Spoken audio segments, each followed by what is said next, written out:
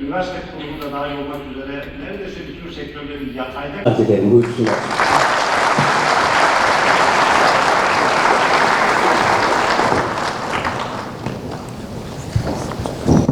Siyaseten çok konuşma yapıyoruz.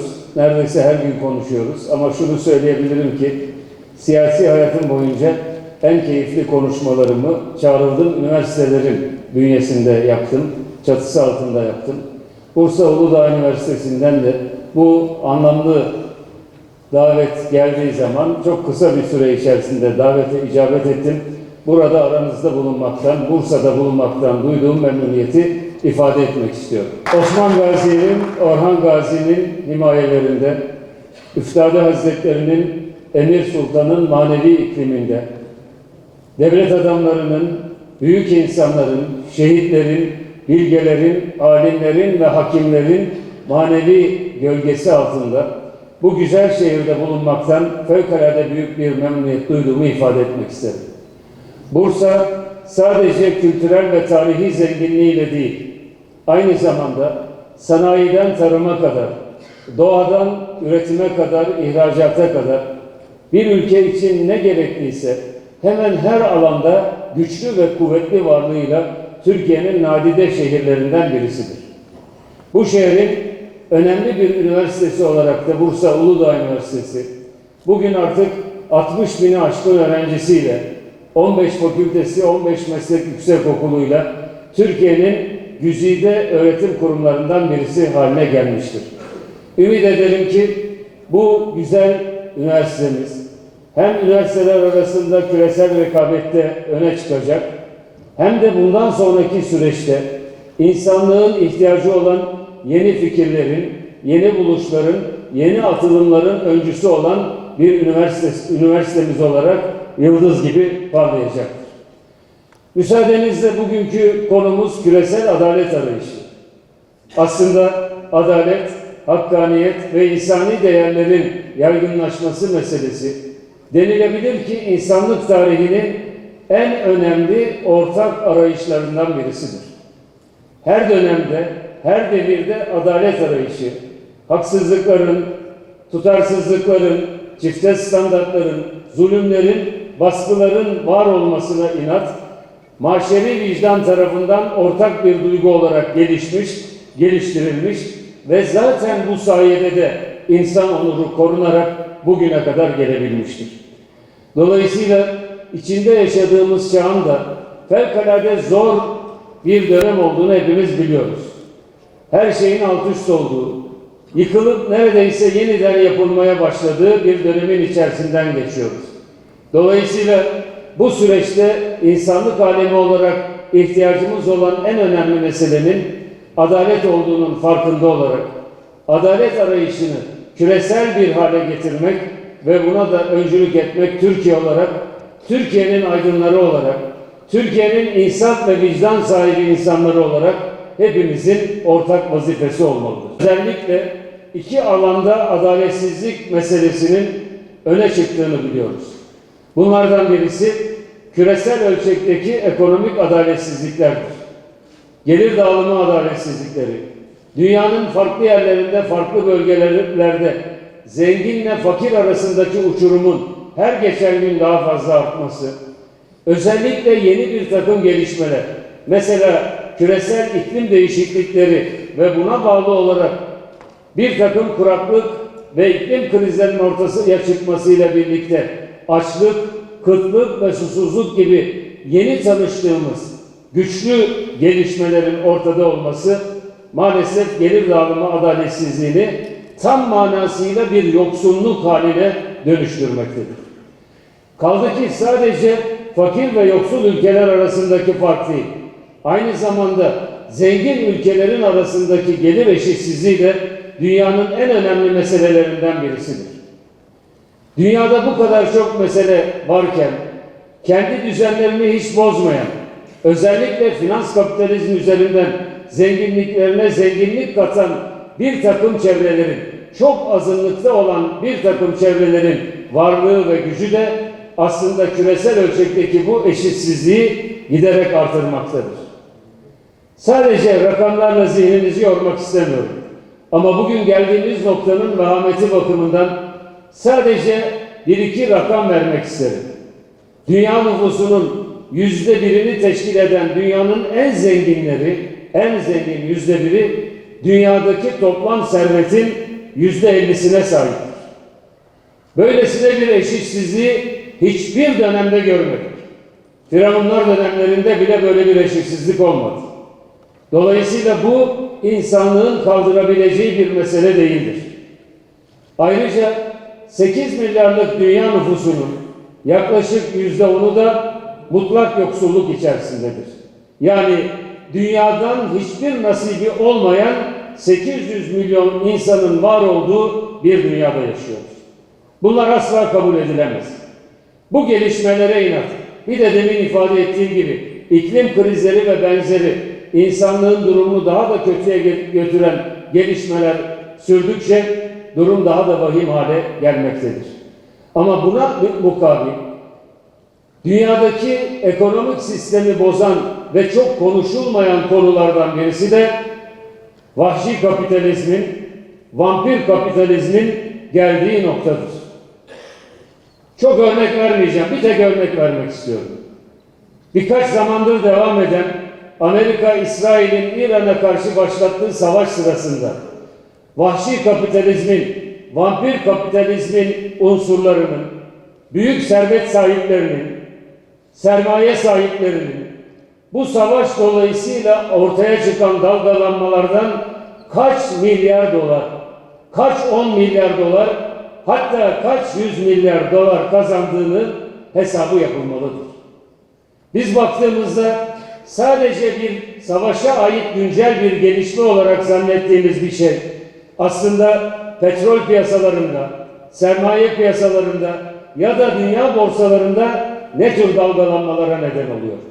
Hürmüz Boğazı ile ilgili söylenen iki çift lafın acaba vahşi kapitalizm arası elinde ne büyük bir araca dönüştürüldüğü, korktuğumuz nükleer silahlardan daha gaddar bir ekonomik silaha dönüştürüldüğünü maalesef çok ciddi bir şekilde görüyoruz. Dolayısıyla dünyadaki bu ekonomik adaletsizliğin en temel meselelerinden birisi de vahşi kapitalizmin, vampir kapitalizmin önlenebilmesi meselesidir. Eğer ortak bir insanlık için ortak bir felaketten bahsedilecekse bu büyük felaketin altını çizmek isterim. Çağımızın önemli düşünürlerinden Mazzucato ve Piketty'nin kapitalizmle ilgili tespitlerinde çok güzel bir tespiti var. Diyorlar ki kapitalizmin sınırlarını çizmeden demokrasinin sınırlarını güvence altına alamayız. Bu çerçevede böylesine azgın ve etkin bir şekilde dünya ekonomisini yöneten vampir ve azgın kapitalizmin mutlaka dizginlenmesi, sınırlarının belirlenmesi ve müsaadenizle söyleyeyim, savaş baronu olarak da faaliyet süren bu azgın kapitalizmin unsurlarının dizginlenmesi lazım. Çünkü bugünün dünyasında ekonomik olarak dünyayı yönettiğini zannettiğimiz küresel ekonomik kurumların hemen hemen hiçbirisi, burada hocalarımız var, bir fonksiyon icra edemiyor, kendilerinin tanımlanmış olan görevlerini yerine getiremiyor. Dünya Bankası'ndan başlayarak IMF'siyle dünyanın bütün ekonomik kuruluşlarının hepsi hemen hemen görevleri sadece kağıt üzerinde yazılı olan kuruluşlar haline gelmiştir. Dolayısıyla burada küresel adalet arayışının en temel hususlarından birisinin bu anlamda yeni bir ekonomik mimarinin kurulması olduğunu ifade etmek isterim. Dünyanın yeni bir ekonomik mimariye, küresel ekonomik mimariye ihtiyacı vardır. Fonksiyon gören sadece zenginlere değil, sadece zenginlerin içerisindeki baronlara değil, bütün halklara, bütün insanlığa hizmet edecek küresel ekonomik kurumların kurulması gerekir.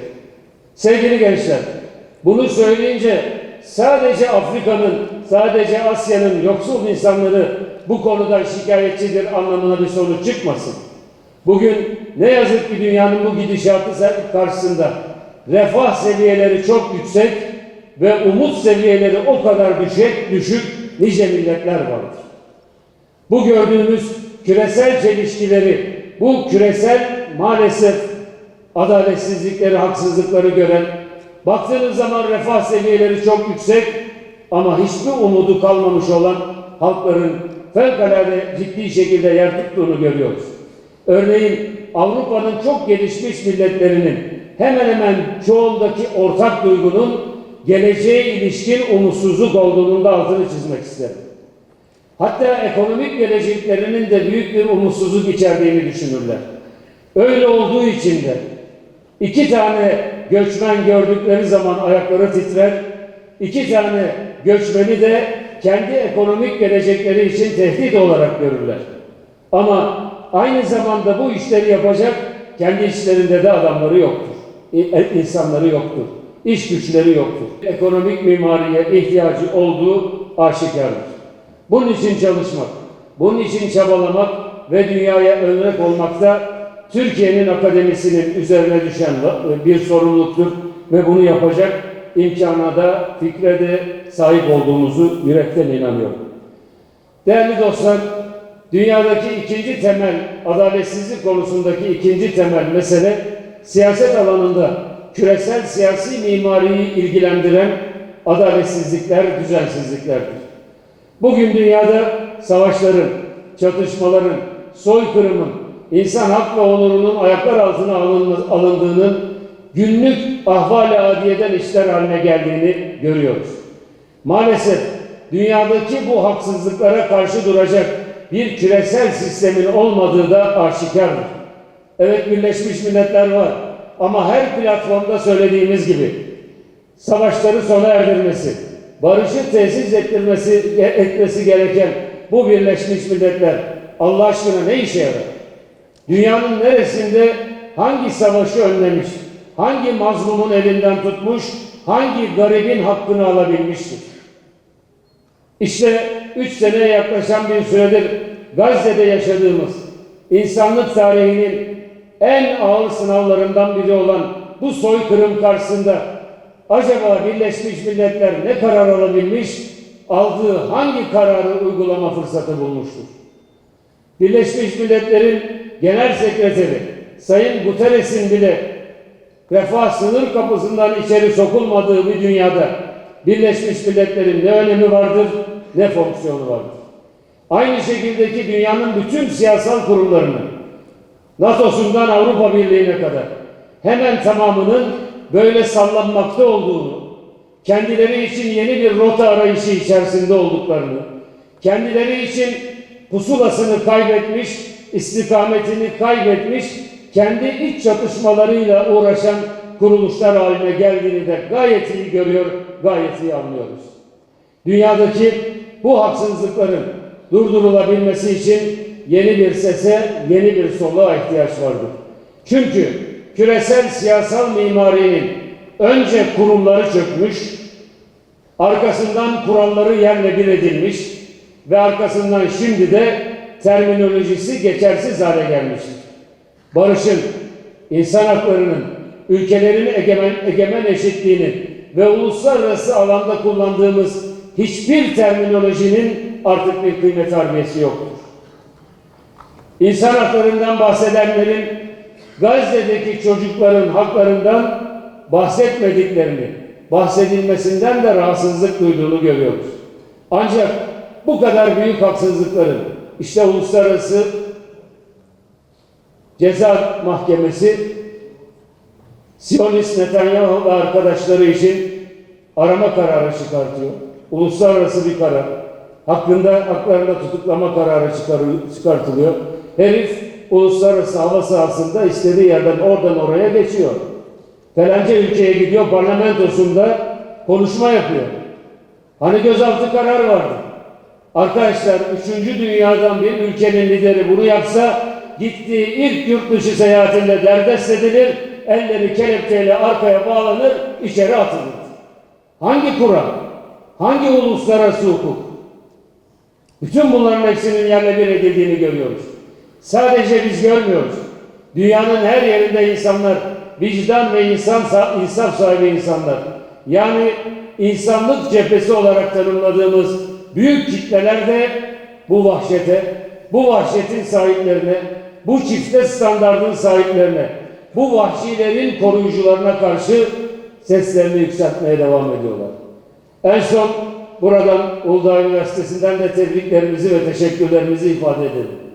Lamine Yamal'ın Barcelona'nın şampiyonluk kutlamasında Filistin bayrağını sallayarak o kutlamalara coşku vermesi, o kutlamalarda mazlumların yanında olduğunu ilan etmesi insanlık için bir şeref vesilesidir. Lamine Yamal'ı ve arkadaşlarını tebrik ediyorum. İstediğiniz baskıyı kurun, istediğiniz gücünüz olsun, durdurun bakalım Lamine Yamal'ı. Çocuğun sözleşmesini iptal edebilirsiniz. Siyonist lobi baskı yaparak büyük kulüplerde oynamasına engel olabilir. Ama zaten bunu göze alarak Filistin bayrağını sallayan Lamine Yamal daha şimdiden insanlığın gelmiş geçmiş en büyük futbolcusudur, en iyi oyuncusudur.